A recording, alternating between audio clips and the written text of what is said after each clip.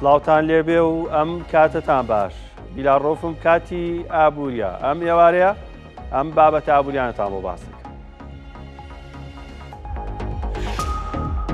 ئەنجومەنی دەوڵەت ئەم هەفتەیەش نەیتوانی خوێندنەوە بۆ ئەو یاداشتە بکات کە ئەنجومەنی وەزیرانی عێراق ئاراستەی کردبوو لەبارەی داهاتی نانەوتی هەرێم و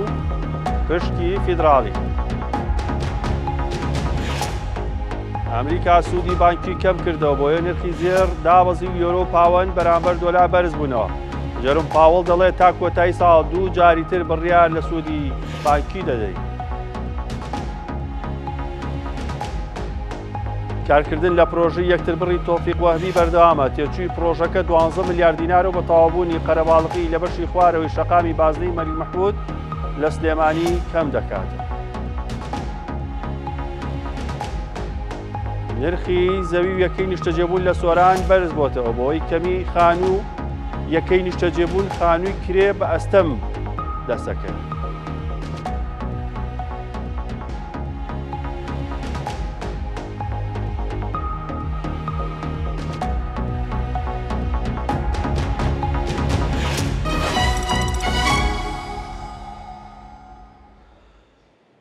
دووبارە سڵاو لە بابەتی موچە و کۆبوونەوەی ئەنجومەنی دەوڵەت دەست پێکەم هەنێ بابەتی گرنگتان بۆ باسەکەم. ئەمڕۆ کۆبوونەوەی ئەنجومەنی دەوڵەت بەڕێوەچوو کە لە هەفتەی پێشوو ئەنجومەنی وەزیرانی عێراق یاداشتێک دووساوێکیان ئاراستە کردبوو سەبارەت بە داهاتی نانەوتی هەرێمی کوردستان بڕەکەی چەنە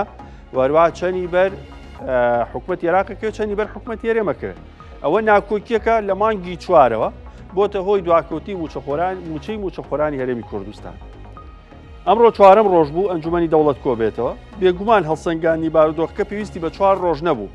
بەڵام لەبەر ئەوەی ئەستەما بڕیارێک بدرێ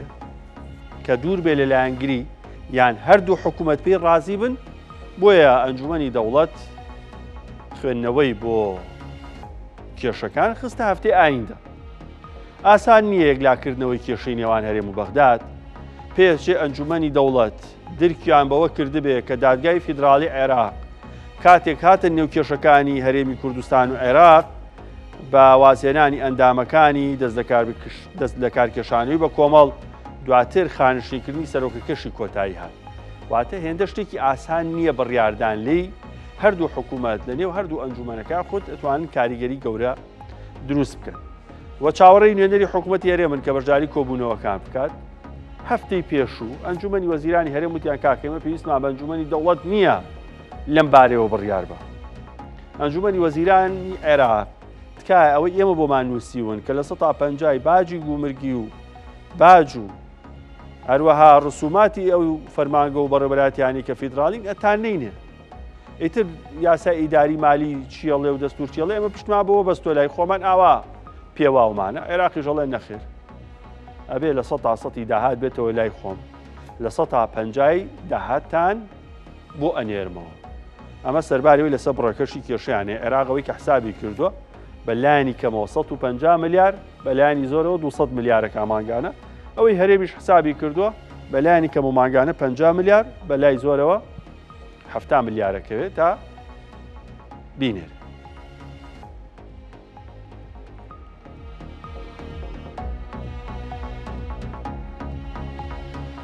بێمە سەر بابەتێکی گرنگ کە شەوی ڕابردوو دوێنێ هەر ئەم کاتانە ڕۆژی ڕابردوو لە کاتی ئابوووریە شرۆڤێکی زۆر باشمان بۆ گۆڕانکاریەکە کە لە سوودی بانکی ئەمریکا ڕووە پێشڕۆفتە قسەمان لەسەر کرد لەگەڵ دکتۆر موسا کە لە هەولێر میوانمان بوو. باسی ئەگەرەکانمان کرد ئەگەری دابەزانی نرخی سوودی بانکی هەبووە چەندە ئەو گۆڕانکاریانەی لە بازار ڕوویا پێشبینی 50 خاڵەکە بەڵام 25 خاڵ دابەزی. واتە ئەو گۆڕانکاریانی لە بازارە داراییەکان و زێڕ و دراوەکان ڕوویا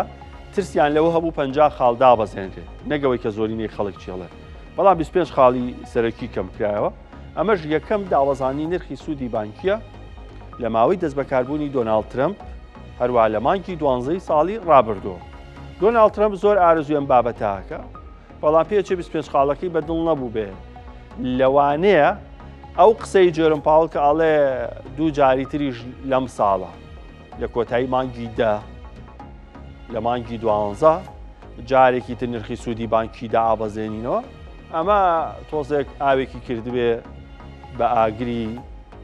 هەوڵەکانی دۆناڵد ترەمپ بۆ کەمکردنەوەی سوودی بانکی.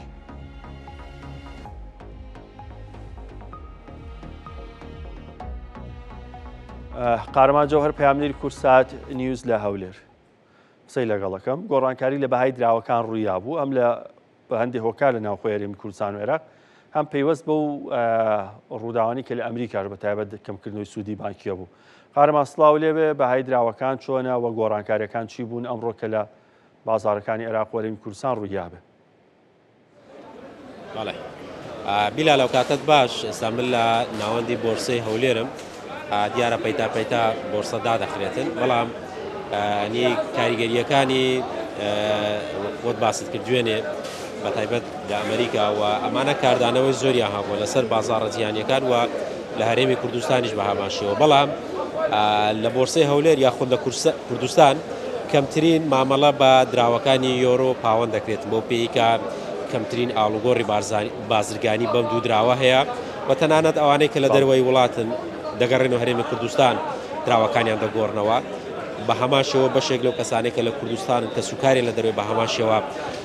ینی ئاڵوگۆڕ بەم دراوانە دەکەن یاخودکردنی و فرۆشتنی پێ دەکەن. بەشی زۆری دۆلار و دینار و تومەن و لیرە و ئەو دراوەکانی ترێکە لە وڵاتانی دراوسەیە لێ بەدڵنیایی و کاریگەری هەبووە لەسەرەوەی کە بەشێک لە بازاڕەکان ئاڵوگۆڕی کاغازی بە شێوەیەکی ڕاستەوخۆ لەگەڵتی نەگەر بێ باز لەوە بکەین ئەو گۆڕانکاریانە یاخود ئەو ڕووداوانەی کە لە ئەمریکا ڕوویدا بەتایبەت لە دراوەکانی پاوەند و یۆرۆ ینی کاریگەری هەبوو لەسەر بازاڕەکانی کوردستان. ئەدی بە تاقی دەمەش هەمووی ئەو کڕین و فرۆشتنێمە دەکەین لەسەر بازاری بۆرسەی عالم لەسەر دووەلەکەی ئیشی لەسە دەکەین بەرزی و نزمی تاسیری لەسێرێ زێڕە و ئیڕۆیە پاوەنە هەمووی تەماشای شاشەکەی دەکەن و ئەو جەمەعمەلە لەسە دەکەین، یعنی هیچ ئەو بۆرسە ئێمە لەسەریش دەکەین بۆرسەی عالمیە و ساری هەموو نرخەکانی هەموو بۆرسەی وڵاتەکانی دەرەوە دەقە بە دەقەش یعنی بەرزی و نزمی دەکە. ئێستا پاوەند بەرزبوونەوەی بەخۆی بینی و بەرامبەر بە دۆلار چەند؟ بەڵام ئەستا و دەقێمە قسە دەکەین دۆلارە و نیو شکاوە لەگە ئێوارە ئێوارە بە 37 پاوەند بۆ 35 و نیو، ئیڕۆ بۆ 90 ئێستا بە 7 و نیوە، یعنی بەرزی و نزمێش زۆر دەکە، خەرکەش زۆر زێر ئەو دەقێمە قسە دەکەین تقریبا لە ئۆسەک چەند دابەزی ڕاوا بکەینەوە ئێوارە بە 3700 شی تێپەڕەن ئێستا ئەو دەقێمە قسە دەکەین. غازیێتا دەبێت و باسیشم لەو کە یان ئێستا خەڵک زیاتر لە کوردستان مامەڵک بە دراوەکانی پاوەند یۆرۆ دەکەن یاخۆت کەمترە بە بەراورد بە دۆلار خۆی هەموو شتەکان ئەو ئیشی لە ئەوروپا دەکڕن سیارە دەکڕن هەمووی بە ئەوەیە ئەو دقی ئەوە 6 ڕقم دابەزی زێرش 3600 لە ئێوارە 3700 بوو بەدیکو ئەمە ئەو ئیشەی ئێستا کابرا ڕۆژانە ئیڕۆ حواڵە دەکا پاوەند حواڵە دەکا لە وڵاتانش دەکڕن هەر شتەش لە ئەوروپا بکڕی بە ئیڕۆیە ئەو غێر ئیڕۆیس پارێک وەرناگری ئەو بەرزبوونەوە نزبوونەوە ینی خەڵک دێ پێشووتر بینیما تومەنی کڕی لیرەی کڕی زەرەری زۆری کرد هەر کەسێک لیرە تومەن لیرەی سووری لە بیدایەتەوەش هاوارم کرد کڕیبی تووشی زەرەر دەبوو ئێستاش ڕۆژ بە ڕۆژ تومەن لە دابەزینە ئەو دەقێ قسەی دەکەین بە 10 ملیۆن دینارێت تومەن دە بەسەرەوە شەیە لیرەی سووری بوویتە 125,000 ئەو نەوعی 2000ەوە بە 115,000 یعنی لە بن ساعتی سووریاش کەس ژوەری ناگری دەرێت تا مانج 12 پێ دەکرێت لە مانج 12ەوەش ناڕوە هەروەری ناگرنەوە جا ئەو دەمی بە ماروێرانەوانەی کڕیبیان هەمووی لە دەستمان تەقیەوە و تاو بەخێرە سەرچاوم لیرەی تورکیش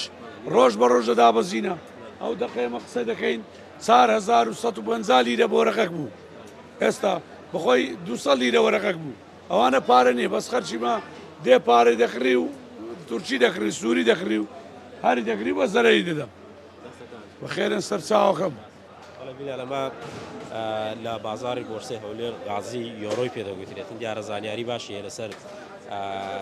دراوە بیانیەکان بە تایبەت یۆرۆ پاوەند وەک باسیشی کرد هەنێ دەبێ ئاماژە بۆ ئەوش بکەم ینی هەرچەندە لە هەفتەکانی پێشووتر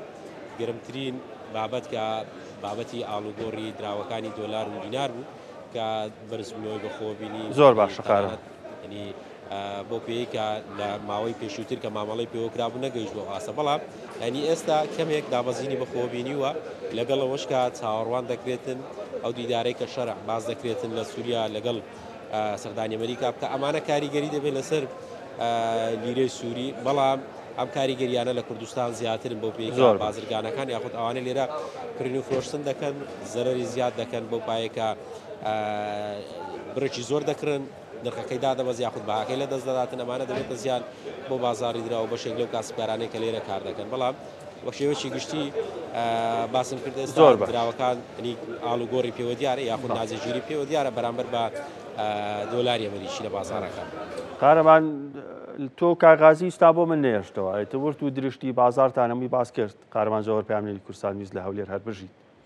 هەمیشە زۆر بەوردی لەسەر بابەتە ئابووری و دارایەکان بەتایبەت بابەتی دراوە زێر هەمیشە باشتی باشمان پێڵێ بە خێرای باسی دراوەکان تا بۆ بکەم بۆ دواتر مەبەست بە باسی زێرتان بۆ بکەم دراوەکان قارەمان باسی کردن لە بازار چۆنە بە نزیکەی $100 142,500 دینارە ئەم دوانیۆڕۆیە دۆلار بەرامبەر بە دینار دابەزی 500 دینارێک تقریبا 250 دینارێکی لێ بووە 100 پاوەند 191,000 100 یۆرۆ 165,300 پاوەند یۆرۆ لە 24 ساعتی ڕابردوو بەرزبوونێکی باشیان بەرامبەر بە دۆلار تۆمار کرد بەڵام نیو ساعت پێش ئێستا بۆی کردنەوەی بازارەکانی ئەمریکا وۆڵستریت لە نیویۆرک تۆزێک دۆلار هێز و قۆتی خۆی پیا کردەوە ئەو دوو دراوەش کەمێک دابەزینیا بە خۆبینی بەڵام پێشبینێکی هەردووکیان بەرزبوونەوە تۆمارکرد 100 پاوەند بگاتە $140 100 یۆرۆ بگاتە $120 سەبارەت بە تمەنی ئێرانی $100 9,950,000 تا 10,050,000 مامەڵی پێوە کردواتە لەسەر و 10 میلیۆن کەمێک خوارد 10 میلیۆن هەرچی سەبارەت بە لیرەی سووریا 1 میلیۆن لیرەی سووری 128,900 کاغازیوتی کە بۆتە 125,000 هەروە لیرەی تورکی 100 لیرەی تورکی 3,450 لیرەی تورکی ئەمڕۆ کەمێک بەرز ببووە لە ئەنجامی بەهێزبوونی دۆلار بەڵام دووبارە ئاراستی دابەزی دەست پێ کاتەوە ئەگەری هەیە تا کۆتاییم ساڵ کە ئێستا $100 4,130 لیرە بگاتە 4,500 لیرە بۆ 5,000 لیرە هەر لەسەر ئەم بابەتە باسێکی زێرتان بۆ بکەم بە خێرایی مەبەستنا پێتان بڵێم زێر چی بەسەر هاتووە تا ئامادەکردنی ئەم واڵەم گرافیکە ئۆنسەیەک زێر $3,677 بوو کەمێک پێش ئێستا تا $3,636 دابەزی کە ئەڵین زێر دابەزی لە دوێنێوە هەچی میدیا و نازانم ئەوەی کە وەکو ئابووری ناسوانە قساکەن ئەڵەن زێر دابەزی زێر بەراورد بە کەی دابەزی زێر بەراورد بە 40 ساعت لەمە پێشدانە بەزیوە 3 هەفتەیە لەسەر یەک نرخی زێر بەرزە بێتەوە ئەو دابەزینەی کە لە شەوی ڕابردووە دوای کۆنگرە ڕۆژنامەکەی جێرم پاڵ بە دیاریکاری لە سعات 10 شەوە ڕووی یاوە تا ئێستا لە 100 لە 100 نرخی زێر دابەزیوە بەڵام هەر لە ماوەی 3 هەفتەیە لە 113 لە 114 نرخی زێر بەرز بۆتەوە 14 بەرز بۆتەوە یەک دابەزیوە واتە بەراوردی دابەزینەکەی بەرامبەر بە بەرزبوونەوەکەی قابلی بەراورد و ئەوە نییە باسیەکەی نرخی زێر هاڕێی کرد دابەزیوا بوو بەڵێ لە بەراورد بە 24 ساعت لەمەوە پێش ئەکرێ پاشەخشەیەکی کردبێت لە 101.3 دابەزینێکی کردبێ بەڵام بەراورد بە هەفتەی پێشوو بەراورد بە 3-4 ڕۆژ پێش ئێستا هێشتا نرخی زێر بەرزە هەرچی سەبارەت بە 1 کیلۆ ئاڵتونە بای $170,000 زیاتر لەوە یەک لیرەی زێرش $778 بۆ $783 مامەڵی پێوەهاکرێ لە هەرێمی کوردستان $5 چۆتە سەر تا $10 چۆتە سەر لەبەرەوەی خواستێکی زۆری لەسەر خەڵکێکی زۆرەی کڕن بەڵام من پێشتیش وتم دوێن و ئەستەژی بڵێمەوە پێویست ناکات لەم نرخە بەرزانەیە زێر بکری ئەگەری بەرزبوونەوەی زیاتری هەیە بەڵام کەمێک لەمە زیاتریش ئەشکێ ئەکرێت تۆ بکری ئۆنسەی زێڕی $3,677 هەتا دوو مانگی تریش بەردەستە بێت ئەگە بگاتە 3,900 ئەبێ هەر 3,600 ببینێتەوە و لەم نرخانەشە ئاساییە بگاتەوە $3,400 $3,500 واتە یەک لیرەی زێر بگاتەوە $720 $730 بەخۆی ببینێ بۆی پێویست ناکات کاتێک کە شت بەرز بووە بیکەن بە تەجوبە هەچ کاتێک شت بەرز بووە لە بەرزیامەی کڕە دەرفەتێکە و لە دەستت چووە خۆ ئامادەکە بۆ قۆناغێکی تر بۆ کڕی سەبارەت بە ئایارە 21 $740,000 هەرچی سەبارەت بە ئۆنسەی زیوە ئەویش دابەزیوە لە $42 بۆ $41.91 بە خێرایی باسی نەوتان بۆەکەم ئاراستی بەرزبوونەوە وەرگرتوێتەوە یەک بەرمیل نەوتی برێن نزیک بۆتەوە لە $69 $68.90 تەکسا $64.28 1 میلیۆن گەرمەکە لە غازی سروشتیش $3.6. ئەمە بابەتی بازار و بۆرسە جیهانیەکان بوو کە باسمان کرد. جابزانین چی لە هەرێمی کوردستان و عێراق گوزەرە سەبارەت بە زێر لەگەڵ جەمال عەبدولجەبار زێڕنگەر لە کەرکووک لەسەرم بابەتە قساکەم کە زمونێکی باشیانەیە. کاک جەمال سڵاو لێبێ. ئەمڕۆ باردۆخی بازاری زێر چۆن بوو؟ هاوشەی ڕۆژانی پێشوو ئەو خواستە لەسەری بوو بۆ کڕین بە تایبەت بابەتی لیرە ئەوانە یاخود ئەم دابەزینە جۆرێک لە دڵەڕاوکی دروست کرد؟ والله ئەم دابەزینە زۆر تەئسیری لە بازارەکەی کرد و لەوە سەنێ زێر گران بێ ئەوەندە خەڵک ئەیسەنێ زێر ینی لەبەر ئەوەی نسبەکە زۆر بەرزەوە بوو خەڵکش ئەیسەن زێرەکەی ئەسەن لەبەر ئەوەی ئەیا خاستن 100 غرامیان ئەسەن ئونسەیان ئەسەن 50 غرامی هەبوو بە گوێرەی پارەی خۆی هەبوو 10 غرامی ئەسەن هەیە 5 غرام لەبەرەوەی بۆ ئیستثمار ئەیسەن بۆ هەڵیگرە لە پارەکە باشترە. لەو نرخە بەرزانەی ڕۆژانی ڕابردووش خەڵکەرەی کڕی کاتێک بەرزبوونەوەی باشی بەخۆبی بوو بە تایبەت سەرەتای ئەم هەفتەیە هەر کڕیار هەبوو؟ بەڵێ کڕیار زۆر باش هەبوو ینی زۆر کریارێکی زۆر باشە بوو هەموو کەس ینی چوون بەرەو زێر ینی زێریان سند لەبەر ئەوەی گوتیان زێر بەرزترە بێ بڵە بەرزترە بێ زێر لەم نسبەیەکەوە ئیمڕۆ 3643 دۆنێ گەیە 708 دوای دابەزی ڕاست ینی ئەمە لەبەر ئەوەی ئەو هینەیان کەوا بەنگی مرکزی ئەمریکا ئەو فائیدەیە لە 125 زینی کرد دایگرت ئەوە دوای چەند نقطەیەکشی هەبوو داینا لەگەری بەنگل مرکزی بەسێت ترامپ ئەگەر سیاسیان تەئسیری نەکردا لێیان زێر دەها بەرزترە بوو. ڕاستە. تەسەورەکەن ئەم دابەزینە تاکو چه ئاستێک بێت کە ئێستا جەنابەت فەرمووت $3643 ئۆنسەی پێتان وایە گەڕانەوەی زیاتر کە ئینجا جارێکتر بەرز بێتەوە یان لەم خاڵەوە بەرز بوونەوەی زیاتر تۆمارەکە؟ مامۆستا ینی خۆی لەم خاڵەوە خۆی زێر دائیمەن عادەتی وایە بەرزە بێت هەمیسان لە کام ئاستر بەرزەوە بوو لەو ئاستە ڕاوەستێ بەهینی بە چەند مانگێ بە 20 ڕۆژ بە مانگێ بە 2 مانگ ئەسەرەکەوتە عینە لەو ئاستە ڕاوەستێ زێر بەرزە بێ لەوانەیە زێر بۆ ئەم ینی هێشتا 2 فایدەی تر ماوە مانگی 10 و 12 ماوە لەبەر ئەوەی بەنگی مرکزی ئەمریکی ئەو فایدانە بۆ 2000 من یعنی تەوقعاتم زۆر تەوقعاتم دامناوە بێتە 4000 ئونسە. ئەمە تاکەی کاک جەمال پێ دوایە ئۆنسەی زێر تاکەی ئەبێتە 4000 2000 بۆ ینی نهایەتی 2025 خەڵک ئەم ماوەیە کە زێڕی جوانکاریە کڕی یا سەبیکە یاخود لیرەی دووبەی لیرەی ناوخۆ کامیانی زیاتر مەطلب و بیکڕێ؟ وەڵی مامۆستا هینیان ئەسە ئونسەیان ئەسەن 100 غرامیان ئەسەن 50 غرامیان ئەسەن 10 غرام لیرەشیان ئەسەن بۆ لیرە هەیە پارەکەی هەیە دەری نایەنێ 50 غرامیە بسەنێ ئەچێت 4-5 لیرەیە کە سەنێ حتا کە ئەتوانێت بیفرۆشن بەس ئەو 50 غرامە گەرە هەمووی بفرۆشە بەس لیرەکە ئەتوانێت یەک بیفرۆشێ بۆ ئیستثمار لەبەرەوەی زێر مەلاذ ئامینەیە کە مەلاذ ئامینە معنای چییە؟ یعنی زێر وەکو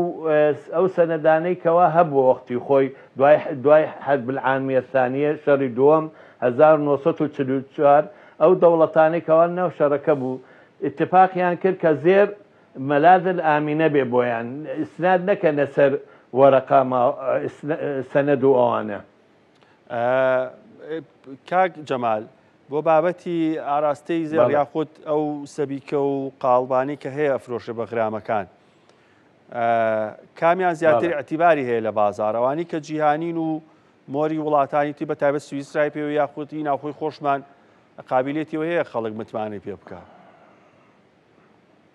مامۆستا ئەوەی کەوا سویسریە کە ئیماراتی لە دوبەیەوە دێ ئەوە پاریزە نۆ ئەوە زۆر زۆر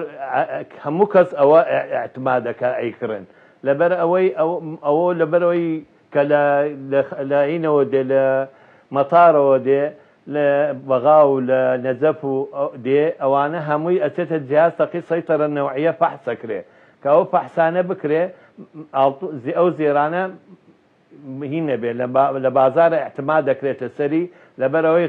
غەشی ناکرێ دوای هەموو کەس ناتوانێت لە هەموو شوێن زێر بکرێ ئێستا زۆر هەیە غەش کراوە چیان کردووە لە باز دەوڵەتی هەیە کردویانە کلۆیەک ئاڵتون ئەو 50 غرامی هینیان ئاسنیان تێکردووە کە ئەوە کەس نازانێ نابێت لە هەموو کەس لە هەموو شۆن بیکرێ ئەوە غەشەکرێ شتی لەو شێوەیە ڕوویاوە یانە ماوە بینراوە کاوە قاڵب دروستیابێ ئاستی تێکرابێ وەڵی شۆنێ ڕووداوە هەو لیرە هەیە لیرە خۆی 7 غرام و 200 سەندە لە ناو هینەکە پاکەتەکان کردو نەک لە دووبەی بێ ئەو لە شۆنە دەوڵەتێکەوە لە ئەموال غەسیلە هەیە دێنن ئەو ئەیکەنە ینی 2 غرام و نیویان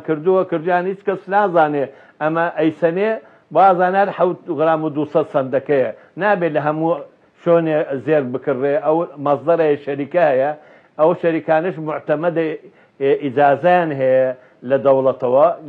لەگەر ئەوە تەعامل بکرێت هەرچی بێ ئەو شەریکەی خۆی مەسئولە بێ بەرامبەر قانون بەرامبەر ئەو زێرنگەرە دروستە کاک جەمال وەڵا لەم بە وەڵامەتە ویستم شتێک بپرسم ئەو لیرانەی دووبەی کە 7.2 کەپسە لە نێو کاغەزێکی شین و دیارە ئەو ئەگەر هەڵ بچڕێ نرخەکەی کەمەکە بەڵێ نرخەکەی کەمەکە لەبەر ئەوەی ئەوە وەکو گوتمان هەم زینە هەم خەزینە یعنی بۆچی سندویەتی بۆ خەزینە سندویەتی بۆ زینە نییە زێر چی پێڵێن بە عاربی هەم بۆ جوانیە هەم بۆ خەزنیشیەکەی کەوە تۆ دایانێ ئەوە بۆچی بۆ خەزنە دەستی لێمەدا لەبەرەوەی کەتێنی تۆ احتما دەکرێتە سەری عینەن بۆ ئەفرۆشە بە سەهلی ئەگە بپچرێنێن ئەو پارەیە ناکە تۆزە کەمترەکە کاک جەمال من ئێواران ئاوە لە کاتی ئابوووریە خەڵکێکی زۆر لەسەر ئاڵتون قسەم بووە کە هەمووی خەڵکی باش بوون زانیاری زۆر باشیان بەس تاکو ئێستا میوانی وەک تۆم نەبووە ئاوا زۆر بە باشی زانستیانە و ئەزموندارانە شۆڤێکی باشم بۆ بکە ئێستا ئەگەر خەڵک ئاڵتونی هەبێ یاخود ئەوانشی مامەڵاکەن چونکە دوو دەستە لە بازاڕی زێڕایانە خەڵکێکێ مامەڵەی کاتی پێوەکە هەیە هەڵیشی ئەگرێ کاتی کڕینە یا کاتی فرۆشتنە بۆ زێر والله من قد تجزیع ناکەم هیچ کەس بیفرۆشە مامەستا دائما من هەر يعني من 57 ساڵە لە شاگردی و زێرنگەرم حتا ئیمڕۆ 57 ساڵە من هیچ وەختێ تەجزیع هیچ کەس ناکەم زێر بفرۆشێ دائما زێرەکە هەر مێنە پارە وەرەقەیە پارەکە سەرفە بێ و ئەڕوا بەس زێر هەر ئەمێنێ هەر لە خصوصیەتی خۆی لە سعری خۆی ئەمێنێ لە خاصیەتی خۆی کاکجەوا تەمەندرێژ بیشەڵاوتە 57 ساڵە لە شاگردی و هاتووەتە میشە ئەگە بەراوردێکم بۆ بکەی ئێستا لیرەی دووبەی بۆ نمونە بای نزیکەی 800 دلارێکە 780 دلارێکە لەوەی کۆن لیرەی دووبەی نەبوو بێ بەڵام شتێکم بۆ بەراوردکەی 30 ساڵ پێش ئێستا 40 ساڵ پێش ئێستا بە چەند کڕین و فرۆشتنتان بە زێرەوە کرد بە غرامێ 2 غرام لەمە 40 ساڵ پێش ینی لە حەفتاکان و ئەوانە زێر 2 دینار و 750 فلس بوو لیرەیەک تقریبا 4 دینار 5 دینار بوو ڕەشادی هەبوو عوسمانلی ڕەشادی عوسمانی هەبوو غازی ڕەشاد هەبوو عەبدولعەزیز هەبوو عەبدولوەحدەدین هەبوو ئەمانە هەبوو ئەمانە لیرەیەکی ئەسلی و عوسمانلی بوو ئێستا نەماوەوە لەبەرەوەی کەوا قەدیم بوو ئەوانە بە 5 دینار بوو هەبوو ینی لەوە کۆتر بە 3 دینار بوو دوای بوو بە 5 دینار بوو بە 10 دینار ئاوە بە مروری زەمن بەپێی ئەو ئەزمونەی هەتا چ ساڵێک بازاڕی زێر زۆر خۆش بووە هەم بۆ کڕین و فرۆشتن بۆ مامەڵەکردن ئێستا یاخود ساڵانی پێشتر چ ساڵێک زۆر بازار خۆش بووە وەڵای مامەسا لە حەفتاکان و لە هەشتاکان و زێر پێش ینی شەڕەکەش حربی ئێران و عێراق خاصە حەفتاکان و ینی حتا هەشتا تقریبا کڕین و فرۆشتنی زێر زۆر باش بوو خەڵک ئەیکڕی لەبەرەوەی کەوا هات بازنگێ 12 14 15 مسقال بوو ئەیسن حزلێک 250 غرام ڕبع کیلۆیەک بوو ئەیسن سلاحلقێ تقریبا 300 دگمە دۆڵاب گۆبەرۆگ و دگمە دۆڵابی ئەسن 300 غرام بوو خۆی و دگمە دۆڵاب پێش و ینی پێشە و دوا ئەوەن ینی عالم داران بەعزێکی هەبوو ئیمکانێتی هەبوو ئەو زێر ئەیانسەن ئێستش ینی وەلو هینی مادی زۆر باش بووە خەڵک مادیەن باش بووە ئێستش بەس ئەو خێرە نەبووەکو حەفتاکان ئێستا ئەوەندە زێر لەبەرەوە زێرنگەر زۆر بووە و ئەو سنفەی زاران هەبوو جیا بوو ئستا و سنفە جیایە ئێمە لە شاگردیەوە ئستا هەیە پارەی هەیە بۆتە زێرنگەر پارەی هەیە وەکو کەمالیاتە ینی نەبوو ئێمە ینی بەدەست ئیشمانە کرد و وەستامان هەبوو ئستا هەیە پارەی هەیە دێ ڕاستن دوکانێ دانێ وەکو کەمالیاتە وەکو جل و بەرگ وایە کاکزەوا من زۆر چێژم لە گفتووەکەمان بینی تەمەند درێژ بووی شەڵا وەختی تر و کاتی تر حەزەکەین لەگەڵمان نابی بۆی بابەستی زێر و نرخەکانی پێکۆشڕۆ بکەین بەڕێز جەمال عەبدولجەبار مامۆستا زێڕەنگەر مامۆستا کتابەشم هین کردووە لەگەر مامۆستا نەبیل لەسەر زێرە عالەمیەن ینی هینە لەسەر لە بابلیەکانە و لە پەراعینەوە حتا ئیمڕۆ تایەتی ئەم کتابە 365 صفحەیە عەرەبیە کاک جەمال زێر چی بووە چۆن بەڵێ عەرەبیە یا کوردی وەڵڵا عەرەبیە مامۆستا ئەو بە کاک عومەر ئەڵێم دانێکمان بۆ دەست بخات لە کەرکووکی شەڵای خوێنینەوە دڵنیام سوودی زۆر باشی لێوەرەگرێت وەڵای زۆر ئیسفادەی لێەکەن ینی زێر لە حەفتاکان چەنێ بووە چۆن زێر و هین چۆن هین بووە ناوی چێمە ئەمریکا کە قەراریدا دۆلار لە زێر دەرچێ ئەوە هەمووی تایەتی مامۆس هەر لە حەفتاکانەوە حتا ئیمڕۆ هەمووی تایە ئەوە من تەفسیلیان ڕۆژی عەزێتەین لەسەر کتێبەکە میوانداریتەکەی با کاعومەریش کاعومەر غەریب کە لە نووسینگەی کەرکووکی کورساتە پێڵین شتێکمان بۆ بکە کتێبێکمان بۆ بێنێ بۆ ئێرە بەڕێز جەمال عەبدولجەبار زێڕنگە لە کەرکووک زۆر سپاس کە لەگەڵمان هەبوویت باسێکی سلێمانیتان بۆ بکەم شەقامی بازنەیەک مەلیک مەحموود شەقامێکی بە دەوری سلێمانیە بەشێک لە گەڕەکەکان کە سلێمانی فراوان بۆ کەوتوتە دەرەوەی بازنەی مەلیک مەحموود ئەو بەهۆش وێستە قەرەباڵغی و ترافیک و لۆدێکی زۆر لەسەر لە ماوەی 2 ساڵی ڕابردوو یەکتر بڕ و هەروەها یوتێر و کۆمەڵێک شتی باش دروستکە کە هەندێک قەرەباڵغی لە هەندێک شوێنەوە بەتایبەت لە ڕۆژاوای سلێمانی هەنگاوی باش نەهات لە باشووری سلێمانیش لە خوارەوەی سلێمانیش خەریکی دروستکردنی پرۆژەی یەکتر بڕی تۆفیق وەهبین کە بەتایبەت گەڕەکەکانی کەنەسوورە و چوارچا و چوارچای نێو ئەو گەڕەکانە ئەبەسێتەوە بە سنتەری سلێمانیەوە لە 160 پرۆژەکە تەواو بۆ 12 ملیاری تێچێ ئەم پرۆژەیە لەسەر ئەرکی کۆمپانیای تراویلکە جێبەجێکرێواتە حکوومەت نایکا بەڵام کۆمپانیایکی کەرتی تایبەتە لەسەر گیرفانی خۆی لەبەرەوەی لە شوێنێک پرۆژەوە بەرهێنانی پێدراوە ئەو پرۆژەی یەکتر بڕی تۆفیق وەهبیە جێبەجێکە. کارکردنە لە قۆناغی سێمی یەکتر بڕی تۆفیق وەهبی لە شەقامی بازنەی مەلیک مەحموود لە باشووری ڕۆژاوای سلێمانی لە چەند لایەکی پرۆژەکەوە تیمەکان سەرقاڵی کارکردنن بۆ ئەوەی پێش هاتنی وەرزی باران و پێش کاتی تەواوبوونی ماوەی پرۆژەکە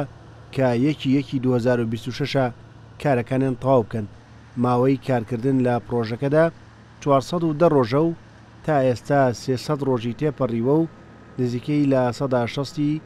تەواو بووە. بە پشتیوانی خوای گەورە ئێمە وا بڕیارە ئەوەی کە پلانمان بۆ داناوە بتوانین لە پێش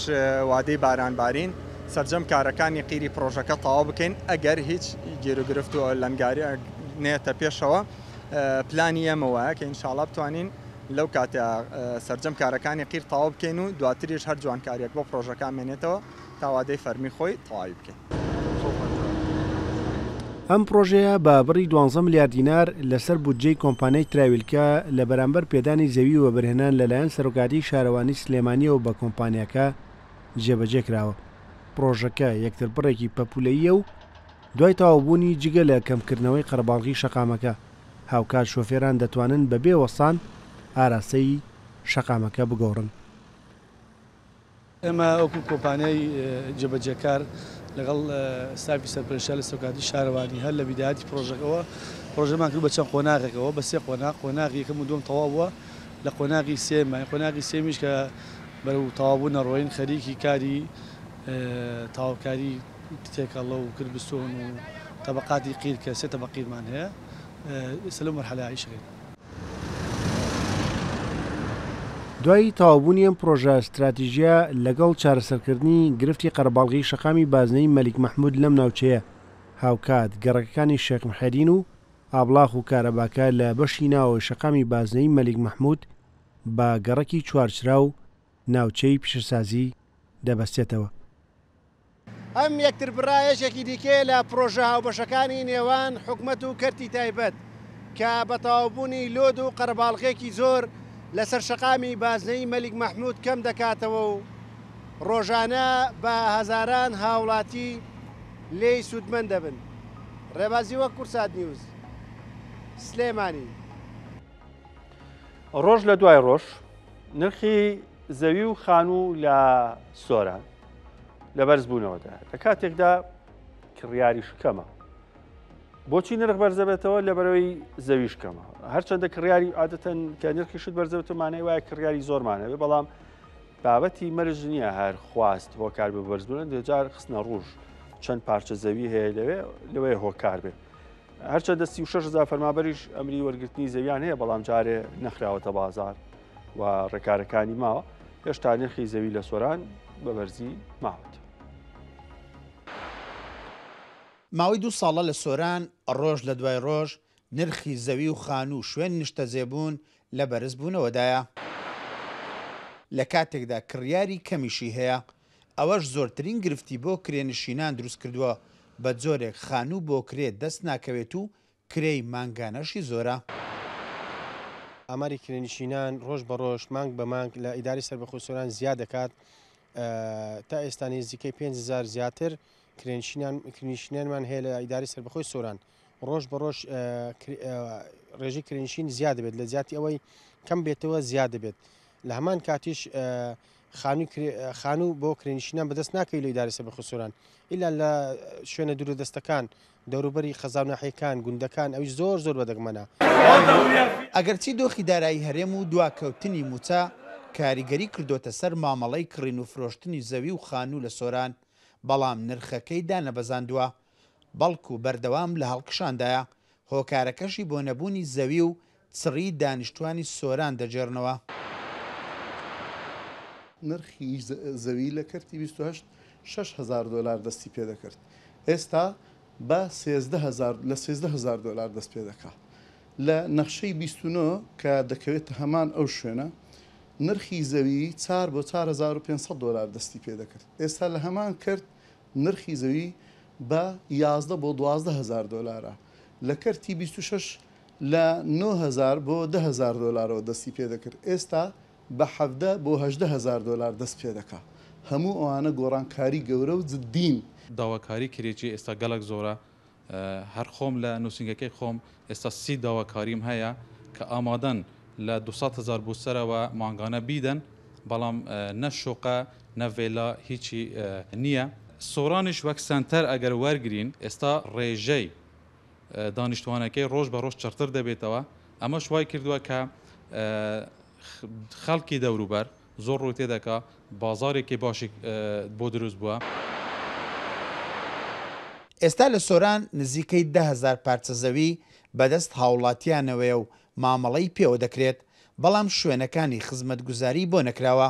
بڕیارەکەی حکوومەتیش بۆ دابەشکردنی زەوی تا ئێستا 36,000 فەرمانبەر ناوی گەڕاوەتەوە و شایستەی پێدانی زەوین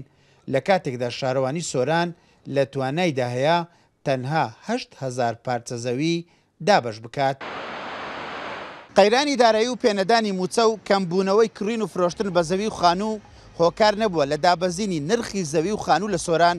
بەو پێی زەوی نیشتە زێبوون لە سۆران کەمە و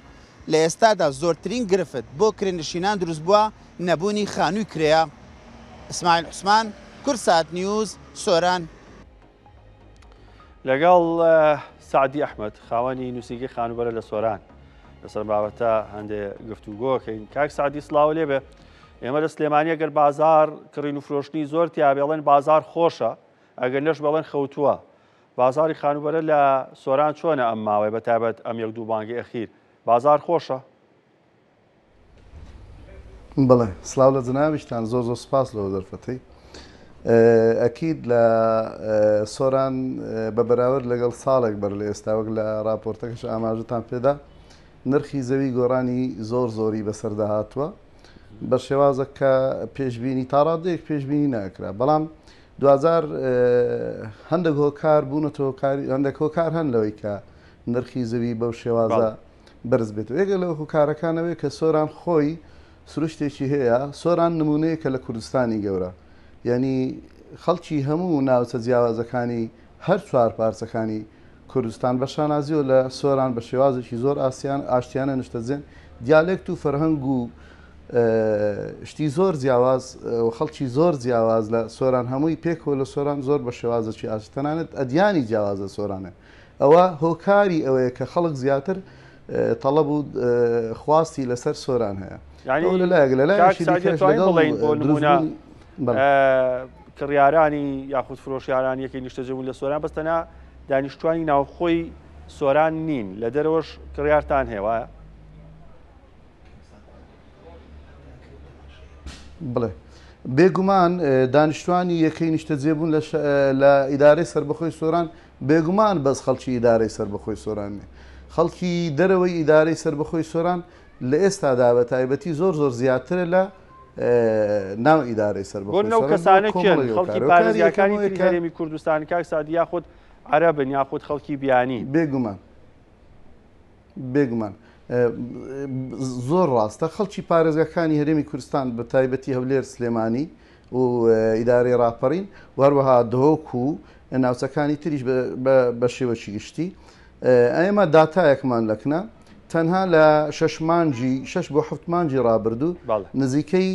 38 داواکاری لە شارەکانی عێراق بەگشتی تەنها لە نووسنگەکەی ئێمە تۆمارکراوە بەنسبەت بە مەبەستی نیشتەجێبوون یان کرین یەکەی نیشتەجێبوون لە سنووری ئیدارەی سەربەخۆی سۆران. ئەوە یەکەکە لە هۆکارەکان بەڵێ ئەو 38 تۆمارەی کە ئێمە هەر شتێک کە 3000 دووبارە ئەبێتۆت بڵێن دەیکەینە داتا و دەینووسین لە 6 بۆ 7 مانجی ڕابردوو زیاتر لە 38 کەس لە شارەکانی ناوەڕاست و باشوورە عێراق داوای یەکەی نیشتەجێبوونیان کردیا لە سنووری ئیدارەی سەربەخۆی سۆران کە ئەوە هۆکارێکە بۆ بەرزبوونەوەی نرخی زەوی و خان و لە ئیدارەی سەربەخۆی سۆران. هۆکارێکی تریشەیە ئوستاجیان ئەویشەوەیە کە لە دوای دروستبوونی کابینەینەوە بە سەرۆکایەتی ڕێزدار مەسوور بارزانی کە هەڵگری کارنامەیەکی گشتگیر و زۆر گرنگ و لە هەم کوردستان بە تایبەتی لە ئیدارەی سەربەخۆی سۆران بەوەی کە لە کەرتەکانی ڕێگاوبان و با بڵێن بواری ڕێگاوبان و بە تایبەت گەشتیاری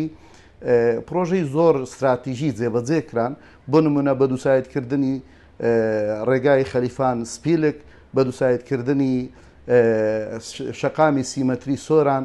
بە دووسایتکردنی بەرزەپردی دروستکردنی بەرزەپردی سۆران شەقامی سلمەتری سۆران شەقامی سیمەتری ئەو شەقامە سلمەتریە کە بەرزترین بەرزەپرز تێدایە کە لەسەر ئاستی عێراق بەرزترین بەرزەپردا وە کۆمەڵک پرۆژەی دیکە وەک پرۆژەی نیشتەجێبوونی وە بەرهێنان وەبەستە بێگومان فێلا ئەوانە بڵێ ئەوانش خواستیان لەسەرە بۆ کڕین و فرۆشتن. بڵێ بێگومان لە ئێستادا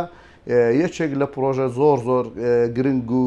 بڵێن نادرەکان هەیە کە 500 ڤێلا دەخۆ دەگرێت پرۆژەی سلیڤاناستیە بە کوالێتێکی زۆر بەرز و لە شوێنێکی زۆر باشی ئیدارەی سەربەخۆی سۆران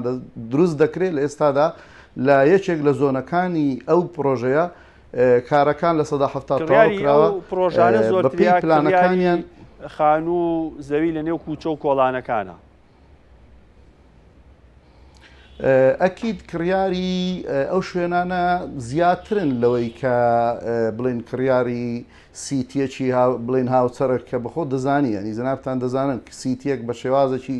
مۆدرن و هاوچەرە کە هەموو خزمەت گوزاریەکانە هەڵگری هەموو خزمەت گوزاری و مەرزێکی مەرزی سیتیەکی مۆدرنە نرخی جیهوازە لەگەڵ گەڕەکەچی ملی لە ناوچەکانی شار باش گەڕەکەەکانی شارخانوویەکی 200 متری لە گەڕێکێکی زۆر ڕاقی و تایبەتی سۆران لەگەڵ گەڕێکێکی شعبی بە چەند ئەگە بە دۆلار پێم بڵێ بە چەندێکە نرخی خانوویەکی 200 متری دووقاتی ئاسایی بڵێ نرخی خانوویەکی 200 متری لە یەکێک لە گەڕەکەکە مەڕغوبەکان با بڵێن لە سۆران لە 100,000 دلار دەست پێەکە بەو وەرزەی خانێکەش خانوویەکی باش بێ نەکردتەنە شوێنەکەی شوێنێکی باش بێ ئەوە لە گەڕەکە بڵێن ڕاقی و باشەکان و لە گەڕەکە مامناوەندیەکان بە 70 بۆ 80,000 دلار دەتوانێت بە بێخاوەن یەکەیەکی نیشتەجێبوونی 200 متری بە کوالێتێکی مامناوەندی ئەی نرخی زەوی ئەگەر نرخی زەوی 200 متری ئەو سەری چۆنە ئەگەر بەراوردی شکەین بە 6 مانگ پێش ئێستا چ گۆڕانکارێکتیایە ڕوویاوە بەڵێ بە زیاتر لە 6 مانگ ئێمە ئامارێکمان هەر لە نووسنگی خۆمان هەیە کە لە پار ساڵ لە ڕێکەوتی 29/11 ساڵی 2024 کە دەکاتە بە نزیکەی 9 مانگ بەر لە ئێستا ڤیددیۆیەکمان لە کەرتەکانی دەشتی دێڵ زیان کرد کە حدودی 8,000 پارچە زەوی 200 متری تێدایە کرد بە کردیان نەخشە بە نەخشە باسمان کردووە نرخەکانی ئەو کاتەمان باس کردووە نرخی هەر پارچەیەک زەوی 200 متری 7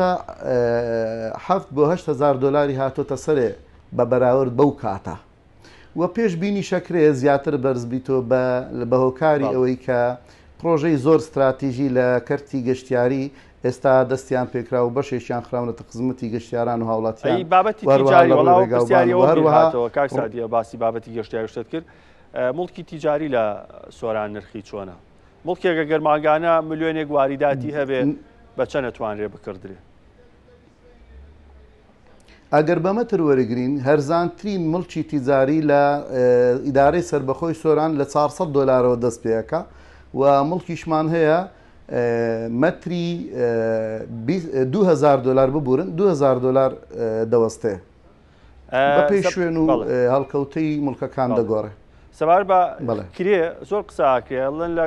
سۆران ئەگە بتێ خانووی کرێ و دەستکەوێت بە 2 ساڵ سەرە بگری بۆ خانووی کرێ دەست ناکەوێت بابەتی خانی کرێ هەموو ئەو هۆکارانەی سەرەتا باسمان کردن دیسان هۆکاری کەمبوونی خانووی کرێنە لەبەر چی لەبەر هۆکارانی کە پێشتریش باسمان کرد خەڵکی دەرەوەی سۆران ئێستا هاوچێشەیەک پێشتر هەبوو ویستم باسی کەم باش و بیرس قسمەوە پێشتر هاوچێشەیەک هەبوو خەڵک لە ئیدارەی سربەخۆی سۆران و ناوچەی سۆران کۆچی دەکرد بەرەو شارە گەورەکانی هەولێر و سلێمانی و دۆکوانە ئێستا هاوچێشەکە پێچەوانە بۆتەوە ئێستا ئەمە ئامارێکمان هەیە لە سێمانجی ڕابردوودا زیاتر لە 100 کەس لە شارەکانی هەولێر و ئاکرێ و بەبڵێن لە قەزای ئاکرێ و دۆک و تەنانە سلێمانی و دارێ ڕاپەڕینیش هاتوونە تا سۆران و لە سۆرانیشتە جێبوونە ئەوە یەکەکە لەو هۆکارانەی کە وای کردووە نرخی کرێ لە سۆران بەرز بێتەوە خۆتان دەزانن کە هەر شوێنەیەک ڕەوتی ئیستثماری تێدا پێش دەکەوێت و دەبژێتەوە خەڵک ڕووی تێدەکات سۆران بەهۆی ئەوەی کە زۆری پرۆژەی تێدا جێبەدە دەکرێت خۆشببختانە دەرفەتی کاری تێدا بەرز بۆتەوە ئەو ژوای کردی خەڵک لە دەرەوەی سۆران بیر لە ناو سنتەری ئیدارەی سەربەخۆی سۆران بکات ئەوە یەکەکە لە هۆکارەکان ئەکید هۆکاری تریشەنە یەکەکە لەوانە کە مەسەلەن سۆران شوێنەکە حەوزە با بڵێن مەسافەی دانیشت بڵێن مەودای فراوانبوونی نیشتەجێبوونی سنووردارە زنافتان دەزانن سۆنار چاردەرەی شاخە ئەوەش یەکەکە لەو گرفتانە و گرفتی سیاسیش مەسەلەن ئەو دۆخەی کە حکوومەتی هەرێم بەداخەوە لەلایەن حکوومەتی عێراق خراپ بووە ناو محارەبەیەکی ناهاوسەنگ بە ناحەقی ئەوەش هەر گرفتی دروست کرده بوو لە بەردەم وەستانی پێشینەکانی خان و بەرەوانە ئەوەش 2000 گرفتێک بوو لە بەردەم هاوڵاتیان کە نەیانتوانی وەک پێویستاڕادەی پێویست خان و دروست بکەن بەڵێ کاک سعدی من زۆر چێشم لەمە گفتوگۆ زۆر سوودم بینی لە گفتوگۆکەمان بەڵێ ویست قسە بکەی بۆی زۆر سپاس دەکەم بڵێ یەک خاڵە زۆر داوای لێبوردنەکەم هەبوونی زانکۆی سۆران بە شێوازێکی گرنگ کە لە ئێستادا چەندین بەش و با بڵێن فاکەڵتی جیاواز ئەو ساڵ کراونەتەوە لە زانکۆی سۆران لە ئیدارەی سربەخۆی سۆران ئەوەش هۆکارێکی ترە کە خەڵکی دەرەوەی سۆرانی کێشاوەتە ناو ئیدارەی سربەخۆی سۆران هۆکاری زۆر هەن قسەی زۆر هەن بەڵام دیارە ئەو دەرفەتە کار دەستی ئەوش خۆش چاڕوونێکی زۆر باشیانێ وەختی تر لە خزمەت زۆر زۆر سپاس باسکردنی کردی خۆشحاڵ بوو سۆرا بەڕێز سعدی ئەحمەد خاوەنی سۆران هەر بەشانازیۆ باسی هەواڵێکتان بۆ کەم پێوەستە بە بابەتی لۆتەری لە ئەمریکا ساڵانە لە مانگی 10 بۆ 11 خەڵک فۆرمەکەی پڕێکاتەوە بۆی بە ڕسمی ناوی بێتەوە بچێت بۆ ئەمریکا گۆڕانکاری تایە ڕوویاوە ساڵانی تر هەر ئەچوی خۆت پڕتەکرای کەسێک بووی پڕەکەیتەوە بە بەلاش بە خۆڕایی چ نایە بە ئەمریکا ئێستا ئیدارەی ئەمریکا ڕایگەیاندووە پڕکردنەوەی فۆرمی لۆتەری وەرگرتنی گرین کارتی ئەمریکا چیتر بە بەلاژ نییە فۆرمی لۆتەری کە بە فۆرمی یانسی ئەمریکاژ ناساوە ساڵانە چەندین کەس لە تەواوی جیهان بە ملیۆنان کەس بەبێ بەرامبەر پڕیانە کردەوە بەهۆی ئەیانتوانی ببنە هاوڵاتی ئەمریکی چیتر ئەم بابەتە بێ بەرامبەر نییە و بۆ هەر فۆرمەیەک $1 لێ وەرەگرێت بڕیارەکە لە 16 مانگی داهاتووەتە مانگی دەوە دەست پێەکە تاکو و 16 مانگی 11 بەردەوامە پێ و ئەم سیاسەتەی ئیداری ئەمریکا بۆ ئەڵێ ئەم تێچووی کارگێڕی و ئەو بابەتانەی پێ دەربهێنینەوە کە بۆ پرۆسەیە ئەنجامین بەڵام بەشێکی تریشی پێچێ بابەتی ئەمنی بێت چونکە تۆ کاتێک فۆرمێک پڕەکەیتەوە پێویستە لە حسابانقی خۆتەوە $1 بیت کاتێک لە ماستەر کارد یاخود ویزا کار دەکەتەوە $1 ئەو کاتەش ئەمریکا ئەزانێ کوڕی کەیت هەر ئەوەی ناو فۆرمەکە حساب نییە بۆی چونکە تۆ بۆ ویزا کارد و ماستەر کارد ناو پڕ کردوتەوە حساباتێ هەیە داتاکانی بێگومان ئەچێتەوە لای ئەو جایتە پێچ ئەمریکاش بڕیارەکەی لەوە یابێ لە کوردستان نووسینگەی کۆمپیوتەر و ئستنساخ و فۆتۆکۆپی ئەوانە پڕیانە کردەوە بە 5,000 وتوێتی ئەگەر خەڵک 5,000یان $3.5 بابەت نووسینگەیەکی کۆپی و ئستنساخ بۆ پڕکردنەوەی فۆرمە با منیش $1 لێوەربگرن.